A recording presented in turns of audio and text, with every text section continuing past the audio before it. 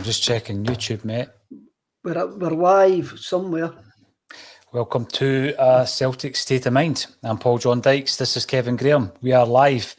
Technology, international and continental. Kevin Graham. Let's have a look back on that first half. What was your overall thoughts?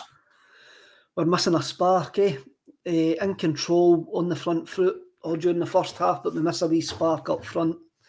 The front three haven't offered us much at all. Rogic, Turnbull, McGregor are probing, trying to break down a deep block by Ferencváros. They haven't really troubled us whatsoever. We had that wee chance right at the start of the first half where it looked like Cameron Vickers maybe pulled the boy back, but I think it would have been a harsh penalty. But again, we need something in the final third. We're really, really controlling the game. But we've got to move it a wee bit quicker. We're a wee bit passive. Truthfully, I think both managers, when they're in there at half time, will be quite happy with the way things are going. I think both managers will be happy with the way things are going. But if the second half continues for 15 minutes like the first half, I think Postecoglou will change things. Yeah, I mean, I think we've been fairly in control in that first half. This time last year, we were sitting a goal down at half time, Kev. So, yes, I think Ange Postecoglou will be pretty chuffed with the fact that it's nothing each, with Celtic having more of the play. But Joe Porter comes in because he reminds us that there was a save to be made and Joe Hart made that save. What a difference a decent goalkeeper makes. Absolutely. When he's required, he steps up to the plate, does Joe Hart, doesn't he? A goalkeeper doing goalkeeping things, which seems an unusual saying, but it makes a great bit of difference. Also for the centre halves in front of them, it gives them confidence if they make a slight error, slight misjudgment that their keeper can pull them out. Joe Hart's been a fantastic signing for us, absolutely brilliant signing for us, and for me, I can't believe anybody doubted what a difference he's made to that position when you look at Barkas last season and even Bain last season. And yes, he's doing his job. He's doing his job in Europe. The centre halves are doing their job as well. They're doing simple things. They're winning the ball back high up the pitch, trying to keep moves going. They're playing on the front foot. But again, our problem's in the final third. The problem is in the final third today, and we just need something to set it alight. How much is that down to, and we'll come back to the defence because there's a few points to be made there. How much does that come down to the fact that they are nullifying the threat of Kyogo? You could see a couple of times in that first half, Kev, that he's becoming frustrated with the lack of chances that he's getting, the lack of the ball that he's seeing, to the point where he's coming deep into his own half. There was a moment where the defence were doing their thing, passing the ball right across the park from Montgomery through Starfelt, Cameron Carter-Vickers onto Ralston. And Kyogo wants to hurry it up. He wants to get involved. You can see him. He's come into his own half. He's got the ball and he's trying to open it up a wee bit. It must be a frustrating afternoon for Kyogo when they've obviously realised that he is a danger man and they seem to be nullifying him. They seem to be nullifying Kyogo. Kyogo loves to play on the last man. He loves to play on the run. He's almost like I'm going to bring in an NFL term here. He's almost like a wide receiver.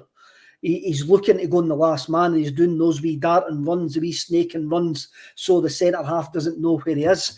And if we're taking too many touches of the ball out wide in the middle of the park in the final third, then when he's making those runs, they're coming to nothing. As you say, he keeps on coming back to try and get the ball, to try and make a quick transition.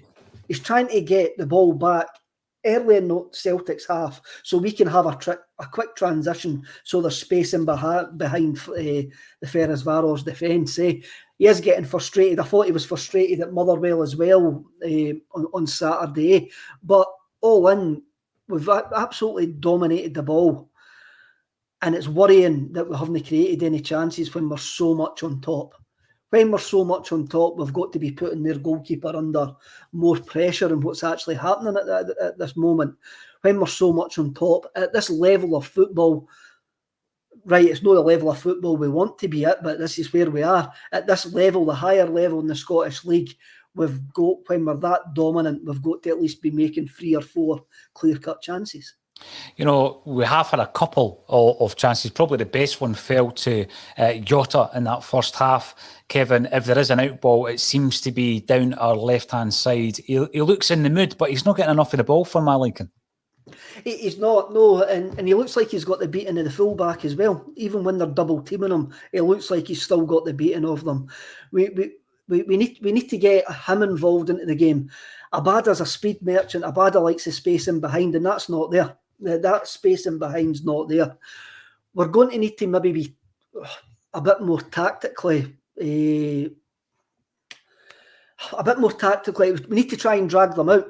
And maybe that's why we're taking too many touches of the ball in the middle of the park. We're trying to get them to move them up the park, those 5 yards, to get the wide boys and Kyogo in behind them. And we haven't done it yet. They've been disciplined enough not to actually bite and go, no, we're no moving up the park. I mean, they might move. They might change in the second half. I mean, they haven't been that expansive. Their manager might not be happy with that, at the fact that they're sitting so deep. But I think Celtic deserve credit for being so controlling. Mm-hmm. But I'm more worried about the lack of cutting edge. The lack of cutting edge of taking the words right out of my mouth. You ask yourself the question, where does it come from, Kevin? I think down the right-hand side, you have some link-up between Ralston and Abada. The overlap and run has resulted a few times in Ralston getting across, and he's won a couple of corners. Down the left, I've got a slight concern about young Montgomery. He looks a wee bit jaded today. Is that any surprise? And is that why we're not getting as much joy as we would expect, despite the amount of time Jota has had the ball? I don't think he's getting overlap. I don't think he is, but maybe he's been told not to do the overlap. Maybe he's still feeling the effects of the injury. And should he be playing then? Should he be playing? Who knows? Probably not. But then what's your other option there? We spent a couple of hours over the last couple of days discussing what option we had at left back, and the only other option was possibly Liam Scales, but then he is a very untried and untested option there, eh? Whereas Montgomery at 60-70%, Postecoglou probably thinks that he can do that job, maybe not offer as much as what he usually would do if he's 100%, but he's the best option that we've got there. Postecoglou must think he's the best option to play him if he's only 60-70% fit. This isn't a dig at Montgomery, by the way. He's just coming in from injury. He doesn't look 100%, like you say, and that's perhaps affecting his performance. But again, it just highlights, Kev, what we spoke about at the top of the show. The fact that we don't have the option there. I mean, the other option would be to throw Liam Scales in. And I know that he's got European football already under his belt. I know that. But, you know, to make your bow for Celtic against Wraith Rovers, an understated game, that's fine against championship opponents. I would be reluctant to throw him in tonight. And that's why Montgomery's played. He's got European experience for Celtic. He has performed well. I'm now looking at other changes around the park, Kev. How do we implement something that is going to give us that cutting edge? Tommy Rogic was a guy who threaded that ball through the eye of a needle against Motherwell. He created that chance. He's not really been in the game tonight, or today. I'm saying tonight because it's a European game. He's not really been in the game. Do we trust the process and hope that, you know, that defence splitting pass comes from the likes of Tommy Rogic? Well, first things first, it is almost night time how dark it is. 4:30 in Glasgow and the floodlights are on. But I would keep Rogic on. There's a couple of times where he looks the most likely of the midfield three to do something. Callum McGregor's been his wee scuttling best all over the pitch, trying to keep the ball moving, keep it happening. The only change I would maybe be looking at would be bringing on Giakoumakis and moving Kyogo out wide for Abada. But then again, you're moving Kyogo from his best position, and you're bringing in an unknown quantity in Giakoumakis. So that's questions that Ange will be going through his head as he's discussing it with Kennedy and Stratton just now in the backroom stuff. But I don't think Postecoglou's going to trust the process here, and he's going to wait. I don't think we'll see any quick changes in the first 15 minutes of the second half before he panics. I agree with that, because I don't think he will panic. I don't think he'll be... it's not that he's reluctant to change, Kev, but if the Motherwell game taught us anything, because, let's be honest, it was similar in terms of the control of the game, but what it came down to was 2 moments of magic. The first one came from Rogic with that defence splitting pass. Great finish by Jota. And the second one was a fairly long-range effort, brilliantly composed effort by David Turnbull.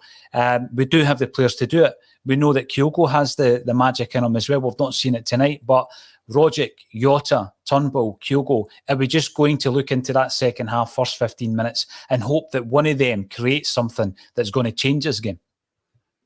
I think we've got to. I don't think there's much else there we can do.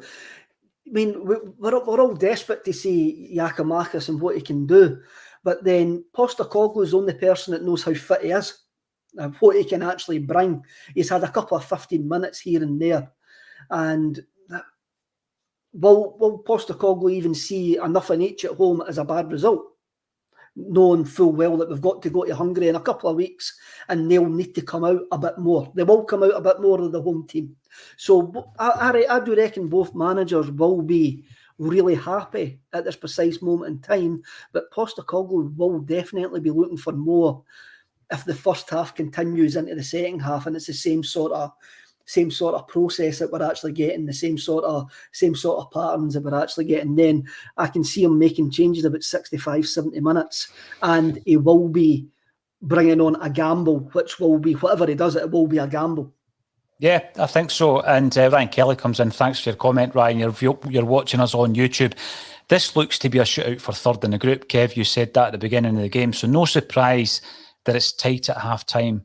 Don't know how many goals will be in it, if there will be goals. I don't think we've had a 0-0 yet under Ange Postecoglou, Kev. You can maybe correct me if I'm wrong. Have we had a scoreless draw under Ange? It's not something that we would be getting used to anyway, that's for sure. Raymond McKee, thanks for joining us. You're on Facebook. And for anyone who's on Facebook wondering if we have some kind of conspiracy against Facebook comments, no, it's just that YouTube gets the majority of our viewers. Therefore, there are more comments coming through on YouTube, Kevin, quite a bit more. The percentage is really high on YouTube.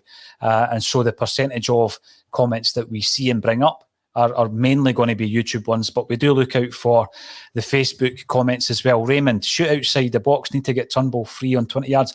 Sometimes games like this, Kev, we've seen so many times at Celtic Park, not just in Europe, but teams parking the bus, teams with 10 men behind the ball, to the point where you sometimes ask yourself the question, where is the goal going to come from? We can't seem to get the defence on the back foot. We can't stretch them, and it's often the only way of breaching a defence is with someone like Turnbull scoring from 20 yards like he did against Motherwell. I mean, there are other players who can do that in the Celtic side, but do you think that will be good enough? Because I still reckon that Ferencváros have it in them. I mean, we've already seen Hart pulling off a save. We've seen them breaching the left-hand side. McGregor was covering from Montgomery. The ball comes across. Carter Vickers may have put his hand on the striker and got away with one there. They are capable of scoring. They've scored in Europe this season also, and they're doing well in the league in that respect. So I don't know if I'm comfortable hoping that maybe if we grind it down, we get that moment of magic from a Rogic or Turnbull or Kyogo, the aforementioned Jota. Would you maybe look, as you say, 60-65? What are the options though? Giakoumakis might come on. He's the only real offensive option we've got there. I think we need to leave it. Well, I would want to change it. I would want the options to change it, but I think Postecoglou will be looking at his bench going, I've got too many gambles on that bench. I need to believe in my starting 11 will get that opportunity to break the deadlock. And I reckon that's where he'll be coming from as the teams kick off for the second half. Absolutely. We have got a few comments coming through saying that the teams have kicked off. So let's rejoin the action, Kevin Graham, and we'll see you at full time on a Celtic